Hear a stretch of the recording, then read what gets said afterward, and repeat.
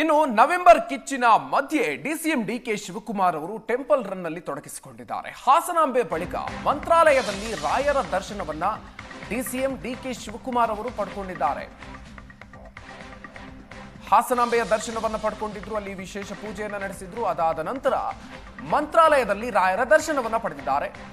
CM ಕುರ್ಚಿಗಾಗಿ ರಾಯರ ಬಳಿ DCM DK Shivakumar ಅವರು ಸಂಕಲ್ಪವನ್ನ ಮಾಡಿದ್ರ. ಡಿಕೆ ಶಿವಕುಮಾರ್ ದಂಪತಿಯಿಂದ ಮಂತ್ರಾಲಯದಲ್ಲಿ ರಾಯರ ದರ್ಶನವನ್ನ ಪಡ್ಕೊಂಡಿದ್ದಾರೆ. ಬೃಂದಾವನದಲ್ಲಿ ರಾಯರಿಗೆ ಡಿಕೆ ಶಿವರು ವಿಶೇಷ ಪೂಜೆಯನ್ನು ಸಲ್ಲಿಸಿದರು. ಬೃಂದಾವನದಲ್ಲಿ ರಾಯರ ಮುಂದೆ ಜಪವನ್ನ ಮಾಡಿದ್ದಾರೆ ಡಿಸಿಎಂ. ಇದಾದ ನಂತರ ಶ್ರೀ ಸುಬುಧೇಂದ್ರ ತೀರ್ಥರಿಂದ ಆಶೀರ್ವಾದವನ್ನು ಕೂಡ ಡಿಕೆ ಶಿವಕುಮಾರ್ ಪಡ್ಕೊಂಡಿದ್ದಾರೆ. ಡಿಕೆ ಶಿವಕುಮಾರ್ ದಂಪತಿಗೆ ಶ್ರೀ ಮಠದಿಂದ ಶಾಲು ಹೊದಿಸಿ ಸನ್ಮಾನ ಮಾಡಲಾಯಿತು.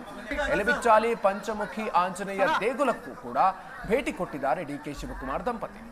3 ಕಡೆಗಳಲ್ಲಿ ಡಿಕೆ ಶಿವಕುಮಾರ್ ಅವರು ವಿಶೇಷ ಪೂಜೆಯಲ್ಲಿ ಭಾಗಿಯಾದರು. ಇನ್ನು ಅದಾದ ನಂತರ ಪ್ರಮುಖ ಕಾಂಗ್ರೆಸ್ ಕಾರ್ಯಕರ್ತರ ಸಭೆಯನ್ನು ಕೂಡ ಡಿಸಿಎಂ ಮಾಡಲಿದ್ದಾರೆ. ಸರ್ಕಾರ ರಚನೆಯ ಬಳಿಕ ಮೊದಲ ಬಾರಿಗೆ ಮಂತ್ರಾಲಯಕ್ಕೆ ಭೇಟಿ ಕೊಟ್ಟಿದ್ದಾರೆ.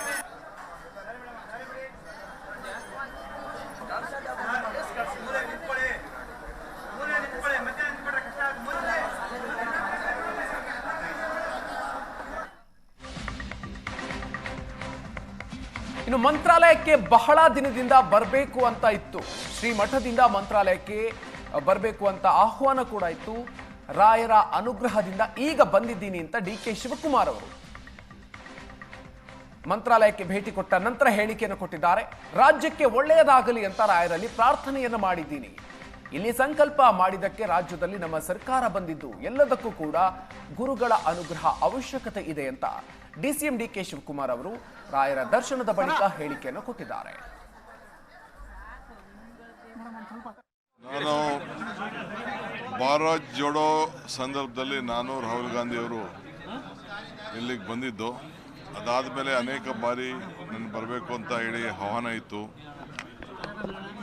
ದೇವರ ಅನುಗ್ರಹಕ್ಕೆ, ರಾಘವೇಂದ್ರ ಅನುಗ್ರಹಕ್ಕೆ ಭಾಳ ದಿನದಿಂದ ಬರಬೇಕು ಅಂತಿದ್ದೆ. ಎಲ್ಲದಕ್ಕೂ ಕೂಡ ಗುರು ಅನುಗ್ರಹ ಅವಶ್ಯಕತೆ ಇದೆ. ಅದಕ್ಕೆ ಇವತ್ತು ಅವ್ರದ್ದು ವಿಶೇಷವಾದಂಥ ದಿನ. ಅವ್ರದ್ದೊಂದು ಇಲ್ಲಿ ಒಂದು ಕಾರ್ಯಕ್ರಮ ಕೂಡ ಇದೆ, ಭೂಮಿ ಪೂಜೆ ಕಾರ್ಯಕ್ರಮ ಕೂಡ ಇದೆ. ಅದು ಕೂಡ ಬರಬೇಕು ಅಂತೇಳಿ ಆಹ್ವಾನ ಕೊಟ್ಟಿದ್ದರು. ಅದಕ್ಕೆ ನಾನು ನನ್ನ ಶ್ರೀಮತಿಯವರು ಕುಟುಂಬದ ಸಮೇತ ಬಂದು ದೇವರ ದರ್ಶನವನ್ನು, ರಾಯರ ದರ್ಶನವನ್ನು ಮಾಡೋಂಥ ಒಂದು ಭಾಗ್ಯ ಇವತ್ತು ನಮಗೆಲ್ಲ ಸಿಕ್ಕಿದೆ. ಸೊ ನನ್ನ ಜೊತೆ ಅನೇಕ ನನ್ನ ಸಹೋದ್ಯೋಗಿಗಳು, ಮಂತ್ರಿಗಳು, ಶಾಸಕರು, ಸಂಸತ್ ಸದಸ್ಯರು ಎಲ್ಲ ಕೂಡ ಅವರೆಲ್ಲ ಬಂದಿದ್ದಾರೆ. ಸೊ ಕರ್ನಾಟಕ ರಾಜ್ಯಕ್ಕೆ ಅವರು ನಮ್ಮ ಮೂಲ ನಂಜನಗೂಡಿನವರು. ಸೊ ನಮ್ಮ ಕರ್ನಾಟಕ ರಾಜ್ಯಕ್ಕೆ ಎಲ್ಲ ಕೂಡ ಒಳ್ಳೆಯದಾಗಲಿ, ಶಾಂತಿ ಸಿಗಲಿ ಅಂತೇಳಿ ಭಗವಂತನಲ್ಲಿ ರಾಯರಲ್ಲಿ ಪ್ರಾರ್ಥನೆ ಮಾಡಿದ್ದೀವಿ.